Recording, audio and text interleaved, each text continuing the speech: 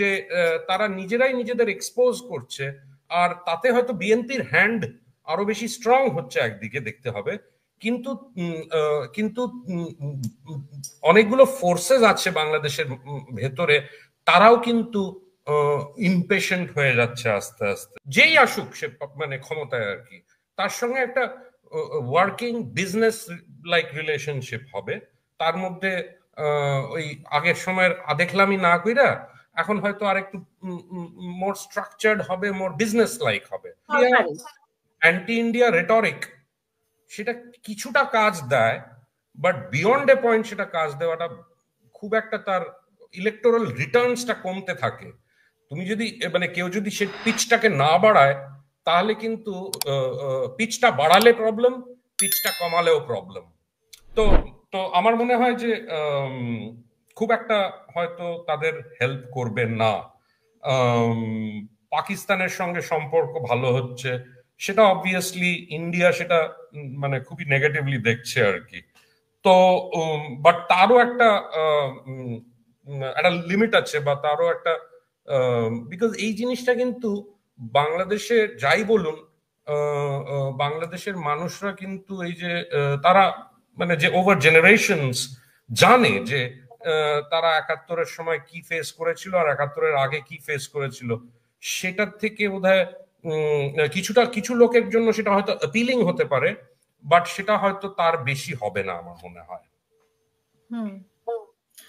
না, আমি যে প্রশ্নটা করতে চেয়েছিলাম যে সরকার তো সরকারি, এখন আমাদের মানে কোন সরকার থাকলো, কিভাবে আসলো, সেটা কি ভারতের দেখার কথা নাকি? তার যে নিশ্চয়ই নিশ্চয়ই অনেকগুলো ব্যাপার আছে।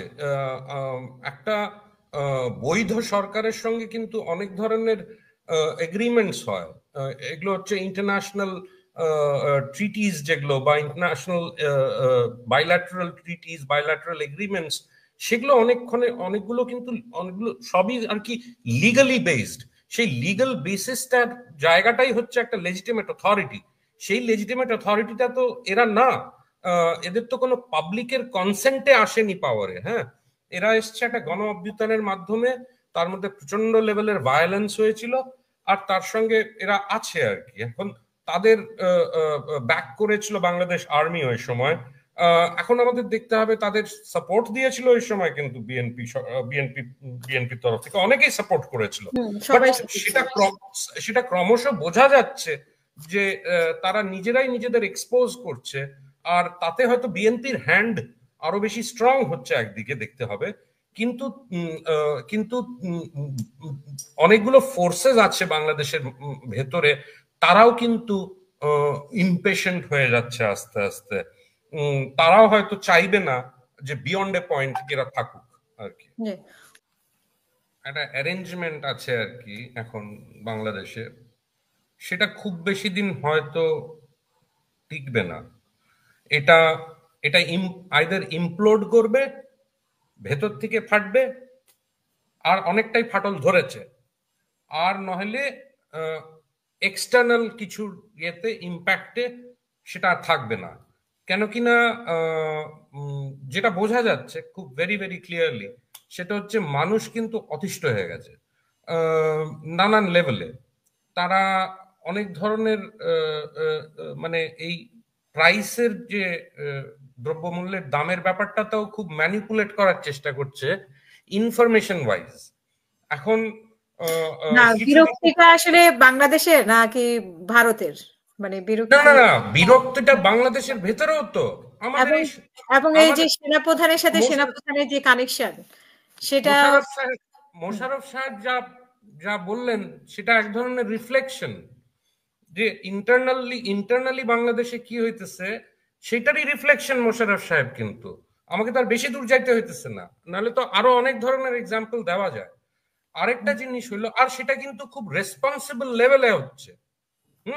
সেটা পুলিশের মধ্যে একটা মানে ইনটলারেন্স হয়ে গেছে, আপনাদের উর্দিধারীদের মধ্যেও ইনটলারেন্স হয়েছে, সে যে যাই বলুক, আর সিভিল সার্ভিসের মধ্যেও আছে, আর রাজনৈতিক দলগুলা আছে যেগুলা, তাদের মধ্যেও আছে। তো সেইখানে যখন এতগুলা শত্রু বাড়ায় নিছে তারা, এটা খুব বেশি দিন টিকবে না। আর যদি বলি এক্সটার্নাল, ইন্ডিয়ার সঙ্গে ইন্ডিয়াও চায় যে একটা যত শীঘ্র একটা ইলেকশন হোক আর কি, তাহলেই মানে যেই আসুক সে মানে ক্ষমতায় আর কি, তার সঙ্গে একটা ওয়ার্কিং বিজনেস লাইক রিলেশনশিপ হবে। তার মধ্যে ওই আগের সময়ের দেখলামই না কইরা এখন হয়তো আর একটু মোর স্ট্রাকচার্ড হবে, মোর বিজনেস লাইক হবে, কিন্তু সেটাও বেটার। তো এখানেও হয়তো এক ধরনের আমি বলবো না যে এক ধরনের মানে আমি বলবো আর্জেন্সি আছে ডেফিনেটলি। তো সেইটা কতদিনে ইয়ে হয় আর কি, মানে একটা তার রিফ্লেকশন আমরা বাংলাদেশের পলিটির মধ্যে দেখব, সেটা is a matter of time আমার মনে হয়। সেটা তো কাল হবে না, পরশু হবে না, 2 মাস পরে হবে না, 6 মাস পরে হবে, সেটা তো আর কেউ বলতে পারে না। But certainly everybody is quite fed up with this interim authority, so-called interim authority, তার কার্যকলাপ, তার নানান ধরনের ডেসপারেশন আর কি। আমরা তো আর একটা জিনিস টাচই করলাম না, সেটা হচ্ছে 26 তারিখে ইউনূস সাহেব নাকি চায়না যেতেছে, ওনার জন্য নাকি স্পেশাল প্লেন পাঠাচ্ছেন শি জিনপিং মহাশয় আর কি। কিন্তু আমি যা প্রোগ্রাম যা জানতে পেরেছি সেখানে শি জিনপিং সাহেবের সঙ্গে হয়তো দেখা হতে পারে, এই ধরনের কিছু কিছু রিপোর্টস দেখতে পেয়েছি, তাও আবার লাস্ট ডে 28 তারিখে ওনার ফেরার দিন।